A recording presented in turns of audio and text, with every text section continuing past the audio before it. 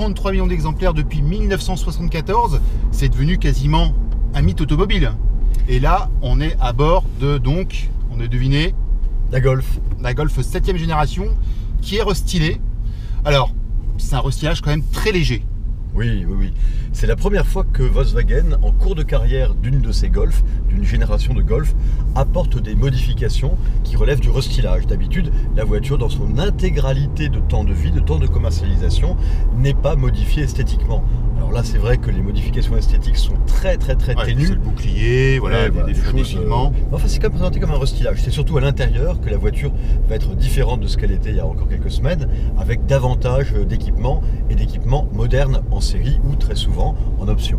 Voilà, parce que les restylages, c'est souvent l'occasion de mettre à jour technologiquement un véhicule, notamment de tout ce qui est high-tech. Disons que un restylage, c'est pour commercialement relancer l'intérêt du modèle. C'est vrai que si les Golf n'étaient pas restylés jusqu'à présent, c'est parce qu'elles se vendaient comme des petits pains. Ça a toujours été, depuis qu'elle est née en 1974, la Golf, la voiture la plus vendue en Europe. Or, aujourd'hui, la Golf appartient à un segment encore plus concurrentiel qu'auparavant.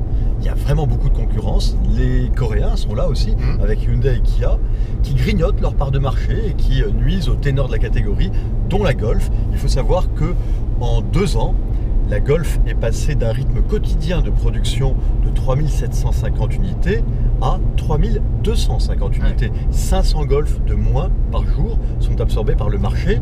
Donc Volkswagen s'est dit, il faut réagir. Alors qu'est-ce qu'on a? On a l'Active Info Display, qui est l'affichage en fait des informations de la navigation sur un large écran devant les yeux. En fait, c'est un compteur, c'est une dalle numérique qui reprend en fait quasiment toutes les informations et compteur et navigation.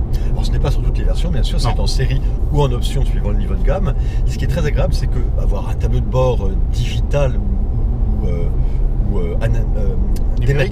dématérialisé, c'est la possibilité de jouer avec tous les volumes, tous les affichages en termes de présentation. Oui, en termes de présentation, en termes de répartition des informations, de taille des compteurs, etc. Vous pouvez paramétrer et organiser vous-même ce que vous avez devant les yeux, et notamment entre le contour à gauche et le compteur de vitesse à droite, vous pouvez avoir la cartographie de la navigation sous vos yeux, donc vraiment dans l'axe de vision du conducteur. C'est particulièrement pratique. Il y a aussi donc un écran qui grandit, écran central qui grandit, tactile ici. Sur les versions inférieures, il reste des commandes, on va dire classiques, manuelles. Bon, je sais pas, moi, j'ai quand même du mal avec ces touches 100% tactiles. Alors le problème, c'est d'une part que les touches sont tactiles et qu'elles exigent que vous visiez assez bien la zone, alors que quand il y a un bouton physiquement qui dépasse, vous le prenez, et même s'il y a un petit soubresaut de la route, vous êtes accroché au bouton. Là, c'est un peu plus délicat, il faut vraiment viser la zone tactile de la commande que l'on souhaite activer, et il ne faut pas avoir les doigts trop froids aussi. C'est tout bête, mais quand vous avez le bout des doigts froid, ça prend, ou humide bien sûr, ça prend beaucoup moins bien, voire ça ne prend pas du tout. Dernière technologie qu'acquiert cette Golf, c'est ce qu'on appelle le traffic jam, c'est-à-dire qu'en fait une conduite presque semi-autonome dans les embouteillages, en dessous de 60 km/h. Bon, voilà, c'est donc l'occasion de faire une mise à jour technologique, mais aussi d'intégrer de nouvelles motorisations. Oui, alors là on est en train de rouler dans une version qui a un tout nouveau moteur qui va être le plus répandu, sans doute, de la gamme essence du groupe Volkswagen, auprès des 4 marques, Volkswagen, Audi, Seat et Skoda.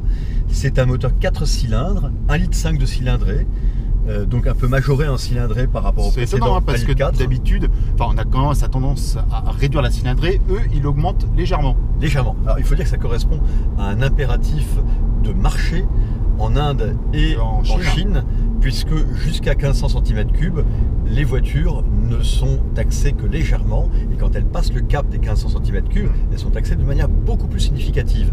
Donc autant aller jusqu'au maximum de la limite. Et donc ce moteur, il a quand même un agrément quand même supérieur, je trouve, moi, au 1,4 litre. Tout à fait. Beaucoup plus rond, peut-être un peu plus de répondant, plus souple, plus disponible. Effectivement, on a affaire à un moteur très doux, très feutré, particulièrement docile, avec une plage d'utilisation assez large et surtout de la puissance disponible à tous les régimes pour une conduite coulée, et une conduite en souplesse, des reprises suffisamment énergiques à toutes les vitesses. C'est vraiment très agréable. Là, on est sur une version 150 chevaux. Avec une désactivation des cylindres. Tout à fait, pour moins consommer. C'est-à-dire qu'en fait, on est sur un 4 cylindres et quand on est à vitesse stabilisée, on passe sur 2 cylindres. On passe sur 2 cylindres seulement. Alors vous pourrez dire, tiens, on va le sentir, il va y avoir un décrochage, il va y avoir un effet de palier. Eh bien, pas du tout. Non, on le sent Volkswagen pas. C'est totalement transparent. Quand on accélère, c'est on ne sait pas que ça repasse. Et quand ça passe en 2, c'est... C'est la deuxième génération de moteur que Volkswagen propose avec ce type de technologie. Donc cylindre à la demande, c'est-à-dire en fonction de l'appui sur la pédale d'accélérateur de la part du conducteur. Et effectivement, cette désactivation de 2 cylindres ou cette réactivation en phase d'accélération, quand on a besoin de plus de puissance, est totalement imperceptible. Ouais. C'est vraiment techniquement une grande réussite. Et en plus, pour le test qu'on a pu faire et le roulage qu'on a pu faire, en conduisant de manière vraiment douce, de façon économique, on est sensiblement à moins de 6 litres, je dirais plus proche de 5 litres 5, 5 litres 7 sur route, pas en ville, sur route. Alors ce bloc 1,5 litre, en fait, qui va servir d'architecture à quasiment, enfin pas tous les blocs du groupe, mais à une partie des blocs du groupe Volkswagen, quasiment ceux qui vont se vendre le plus, on va dire, en essence.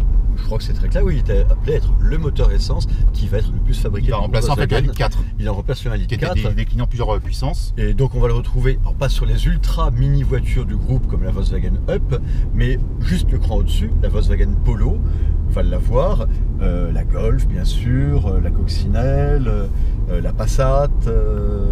Et donc à terme, il restera quoi? Il restera le 1 litre 3 cylindres. Tout à fait, 3 cylindres, 1 litre. Le 1,5 litre qui va être décliné en plusieurs niveaux de puissance. Oui. Il y a un 130 chevaux qui va arriver prochainement. Oui. Et puis donc ils vont conserver le 2 litres.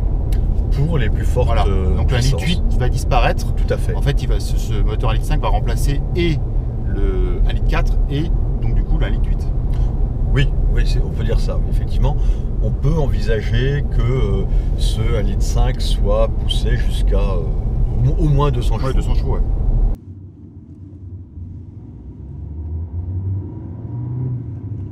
La Golf, c'est quand même quasiment la dernière voiture, enfin la dernière compacte, à être proposée en 3 portes aussi. Effectivement, il n'y en a quasiment plus. Je crois même que c'est strictement la dernière. Avec la Seat Leon. Avec la Seat Leon, effectivement. La cousine. Dans ce gabarit-là de voiture berline dite compacte qui offre une carrosserie 3 portes. Alors ça représente 5% des ventes en France, c'est très peu. Mais bon, ils offrent la possibilité et surtout, ils offrent la possibilité avec quasiment toutes les motorisations disponibles. Tout à fait. Donc ça va du moteur 3 cylindres jusque même à la Golf R. Bien sûr, la Golf R qui est la version la plus sportive, 310 la plus puissante. Voilà. 310 chevaux. Et donc il y a aussi une version break qui est un peu mal aimée, on va dire. Je ne sais pas pourquoi, non. Effectivement, quand on pense break, on pense éventuellement Volkswagen. Dans ce cas-là, on pense à la Passat, mais on ne pense pas à la Golf. La Golf existe en break, c'est une offre assez intéressante. Elle offre un bon volume de chargement à l'arrière. Elle est tout à fait valable à la conduite et en termes de praticité. Mais c'est vrai qu'elle pâtit d'une faible notoriété, notamment en France. Et les Golf break par rapport au total des Golf vendus 5%, sont aussi aux alentours de 5%. C'est vraiment très peu, alors que c'est une voiture tout à fait valable, y compris dans sa définition break.